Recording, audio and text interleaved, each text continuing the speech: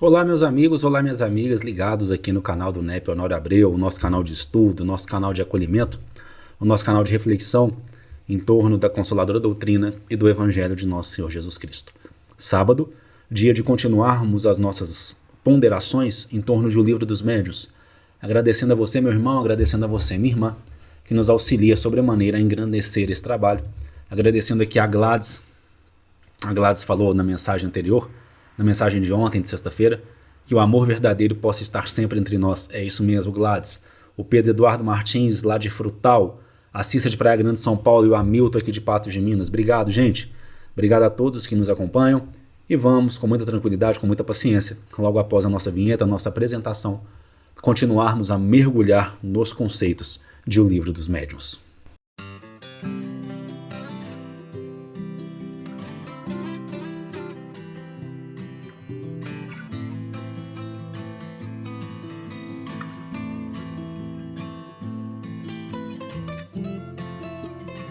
Meus amigos, minhas amigas, continuamos aqui o estudo do Livro dos Médiuns, porém, hoje eu gostaria de ir até a obra O Consolador, que é um conjunto de perguntas que são realizadas ao benfeitor Emmanuel, com as suas respostas muito pertinentes sobre diversos assuntos.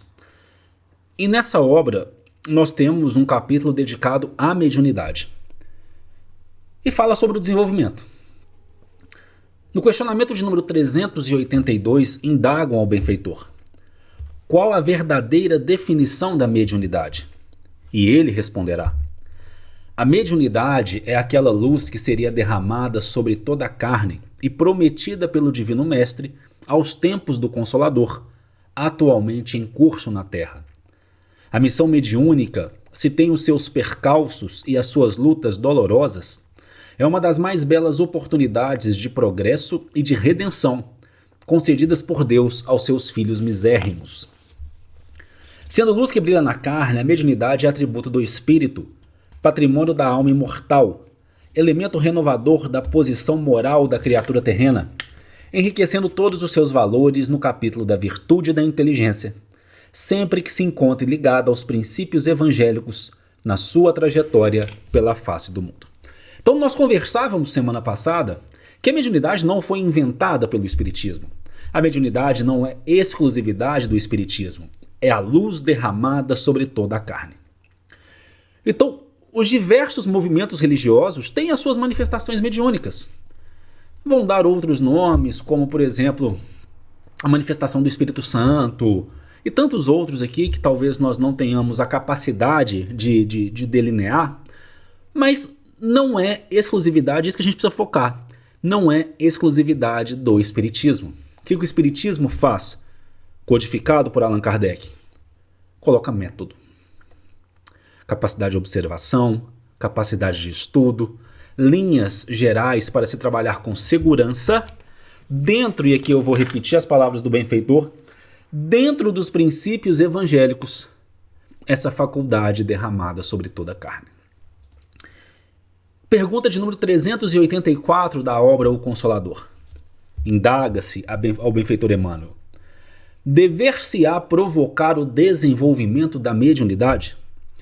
Nós percebemos em muitas casas, a pessoa às vezes entra com alguma questão emocional, onde ela precisa ser ali orientada para a educação evangélica, onde ela precisa ser orientada para as questões da medicina humana, terapias, dentre tantas outras situações muito saudáveis, e logo, talvez por um despreparo dos trabalhadores da instituição, ela é direcionada à questão da tarefa mediúnica. Tem que ter muito cuidado com isso. Então a pergunta: dever-se-á provocar o desenvolvimento da mediunidade? E a resposta do benfeitor: ninguém deverá forçar o desenvolvimento dessa ou daquela faculdade, porque nesse terreno toda a espontaneidade é necessária. Observando-se, contudo, a floração mediúnica espontânea, veja bem, floração mediúnica espontânea. Nas expressões mais simples, deve-se aceitar o evento com as melhores disposições de trabalho e boa vontade, seja essa possibilidade psíquica a mais humilde de todas. Então, a floração aconteceu de maneira espontânea, educa-se o médium. A primeira e maior tarefa do médium é a tarefa da evangelização de si próprio. Ele continua: a mediunidade não deve ser fruto de precipitação nesse ou naquele setor da atividade doutrinária, porquanto, em tal assunto, toda espontaneidade, repetindo aqui a palavra, toda espontaneidade é indispensável, considerando-se que as tarefas mediúnicas são dirigidas pelos mentores do plano espiritual. Não são os encarnados que dirigem a tarefa mediúnica, são os mentores do plano espiritual. E aqui, o último questionamento que nós achamos muito importante para a nossa educação nessa área. 387. Qual a maior necessidade do médium? Guardem essa pergunta. Levem para suas casas espíritas. Qual a maior necessidade do médium?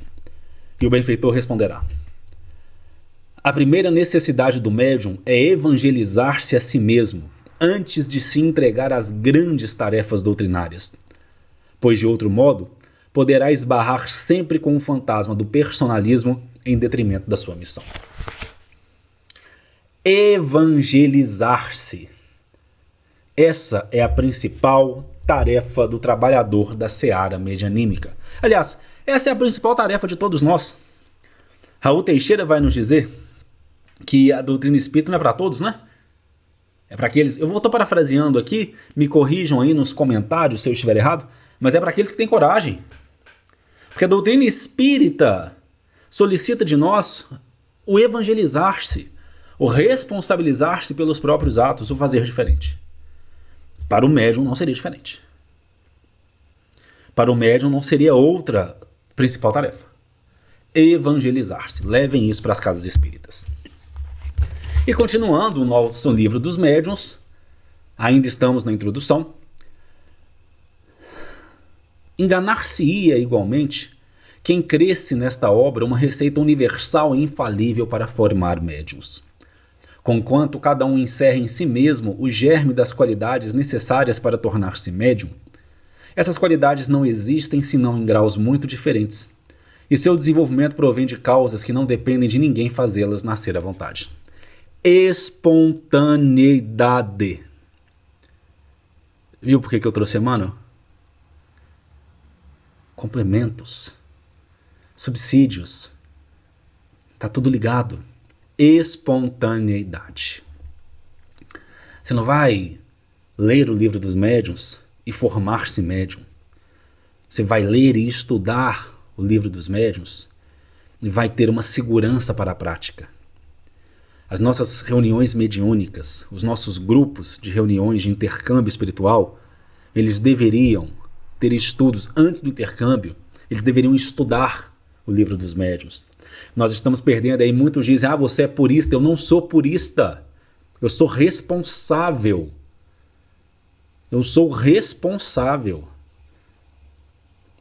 Está aqui o manual de proceder, de trazer-nos segurança, então por que não estudar? As regras da poesia, da pintura e da música não fazem nem poetas, nem pintores e nem músicos daqueles que não lhes têm o gênio.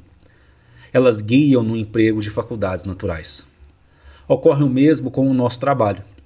Seu objetivo é indicar os meios de desenvolver a faculdade medianímica, tanto quanto o permitam as disposições de cada um, e, sobretudo, dirigir-lhe o emprego de maneira útil quando a faculdade existe.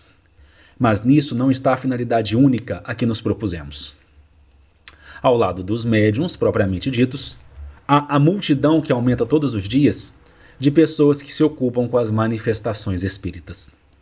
Guiá-las em suas observações, assinalar-lhes os escolhos, os desafios, os obstáculos, as dificuldades, que podem e devem necessariamente encontrar em uma coisa nova, iniciá-los na maneira de conversar com os espíritos, indicar-lhes os meios de terem boas comunicações.